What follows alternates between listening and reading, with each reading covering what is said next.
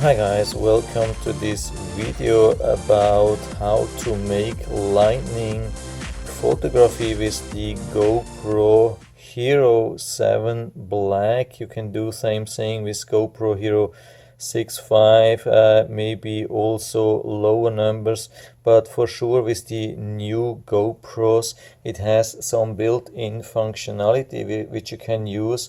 I'm going to show you how this works. Unfortunately, I haven't been very successful because we didn't have the weather, we didn't have nice lightning strikes, but I'm going to show you what I have and what I did. So of course we have to turn it on. Hope this works. Yeah, okay. And I hope you can see that. So we have to pick the right function here. So it's not photo, it's not video, it's time lapse. And here we have some, I hope I can a little bit focus more so you can see that.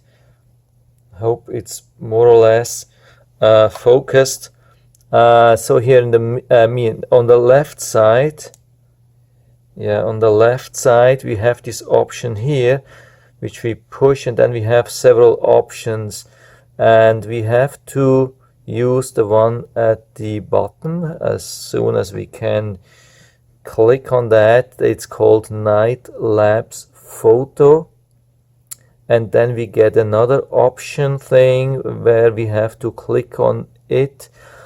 And the question is now, what do we have to use? It's now, it's really bad focusing, it's struggling. I hope I can do that. So I try a little bit closer, but it won't be super stable, but I still try this. So what we have are actually two things. What we have the shutter and we have the interval. The rest you can forget, you don't need that. So first thing what I tried with the interval to 30 seconds or even to 1 minute. You can go to 1 minute and have the shutter on automatic, and so I have tried, and it made a picture every 30 seconds. No, sorry, here I'm on minutes. What I did, I think I was on 30 seconds.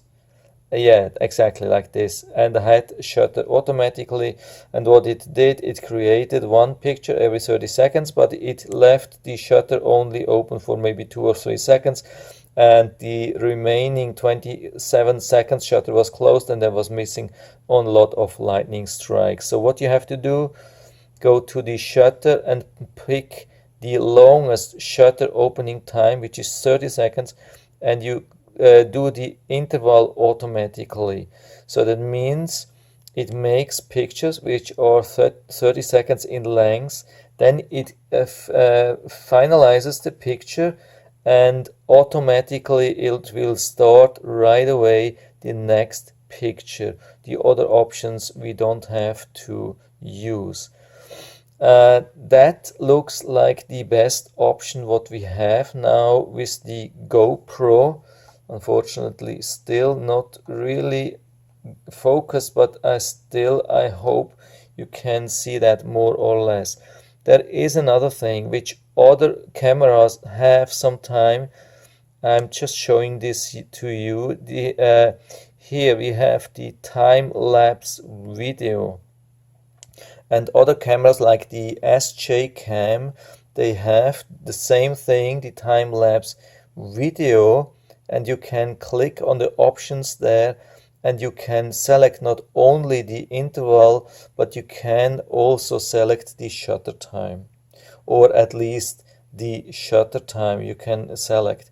And then you can create a movie from pictures which have a shutter time of like 30 seconds, and it makes one picture after another, and then after that it stitches them together to a video. So that's the best thing. So here with the GoPro, unfortunately we have to do this manually after that, so the camera doesn't do it automatically. It's a little bit a bad thing. I mean, when you pay so much money for a camera, you would expect that you also have the best features, but it looks like the SJ Cam has much better features for lightning photography. But at least we have this night, yeah, like the night, how's it called? I'm always struggling with this screen. Night lapse photo, where we can really have these 30 seconds automatic, and then we make all the pictures, and from the pictures, of course, we can do some kind of like yes, almost like a video. So yeah, it's not, I mean, yeah, it's not absolutely the same, but it comes really close, of course. So when we are in this situation, we have everything right, we are on the same right settings, everything. We just put, of course, we put this camera on a tripod, or at least we put it on a stable ground. It should not move. That's the most important thing. You don't you shouldn't move the camera at all, otherwise pictures will be really bad and useless. So either put it on the ground or use a tripod, and then you start the thing with this shutter release button, and you can see what happens. It starts counting down from 30. Hope you can see that. It's still really struggling with focusing, but hope you can see that more or less. It's at 17, 16, counting down. And so we want to see what happens when it's down to 0. You have to watch really closely to the picture, because you can see for a really small moment you have been able to see what's in front of the camera. So I can stop that now. You don't want to see that. Yeah, so it was showing, the bad thing is it was not showing the preview of the picture of the result. It was just showing what's in front of the camera. So compared to other cameras like the SJ Cam, which in the same situation was always showing the result of the picture, the GoPro doesn't show the result of the picture. The GoPro just shows what's after these 30 seconds shutter time and finishing the photo. It just shows what's in front of the camera. So when it shows this thing between the pictures and there is nothing on there, don't be worried. It's not that you missed the lightning, it's just probably at the moment there is no lightning. That's also a bad thing, and I hope GoPro can work on that, because yeah, I mean, the much cheaper SJ Cam does a much better job on that. But still, I mean, you are able to catch lightning, but I can't tell you how good they are. I'm just going to show you now what I got in my pictures. And so here we have the pictures. It looks like a movie. It's just in the Google Picasa, which is, yeah, based on my experience, is the fastest picture preview thing. You can scroll through the pictures like in a movie, but here you can see the single pictures. But unfortunately also you can see that there were absolutely no single lightning bolts. We had a lot of lightning, but just CC lightning, I mean cloud to cloud, and a lot behind of clouds, behind the rain, and there was nothing visible. Also, I was inside and it was raining heavily outside, and yeah, I was just screen recording this. So yeah, in original you could achieve much better quality, especially when you are outside. I mean, the camera is waterproof, so why to stay inside? I would definitely recommend to go outside, put the camera on a tripod. I mean, it has to be a stable tripod if you have like strong winds with the thunderstorms. But apart from that, I would definitely put it outside. It will have less reflections and less irritation from the rain. But you can see here definitely, it has been taking some pictures. I would say the brightness is a little bit high. I mean, when we look outside, that's a strange thing. I mean, when you look at these pictures, you would think there was some light outside. It was not. It was actually completely darkness. Only the lightning strikes were illuminating the whole scene here.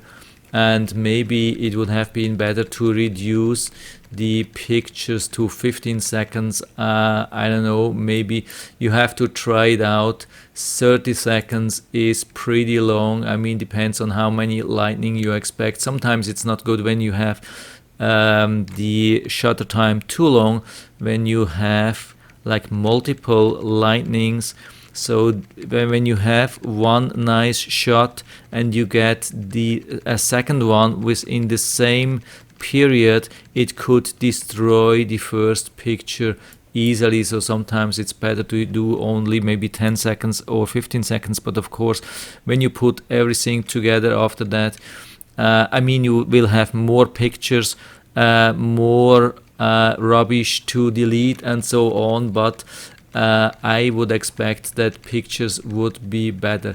But unfortunately, that's the result. There is nothing else I can show to you. As soon as I will get a better, I mean, a really decent lightning thunderstorm, I will try to do the same thing.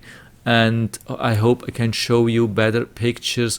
Unfortunately, I'm in an area here in Florida where we have really, really rare thunderstorms. And if we have thunderstorms, usually we have these fronts where we have a lot of CC lightning and not cloud ground. That's a bad thing, but I still hope at some point I probably will be able to do that and deliver better pictures. And if you have something already done, you could share maybe this in the feedback area. Would be really interesting. Whatever you have achieved would be interesting to show to other people. Maybe you have also been using different settings. Also would be nice if you could share that thing with everybody else. But apart from that, I hope I was able to show you at least some beginner settings so you can start to take these pictures and maybe try then to improve after that. So if you have any questions or comments, just write to the comment section below, and I'm always happy to talk about these things. And if you like the video, give me a thumbs up, subscribe my channel. Thanks for watching and see you next time.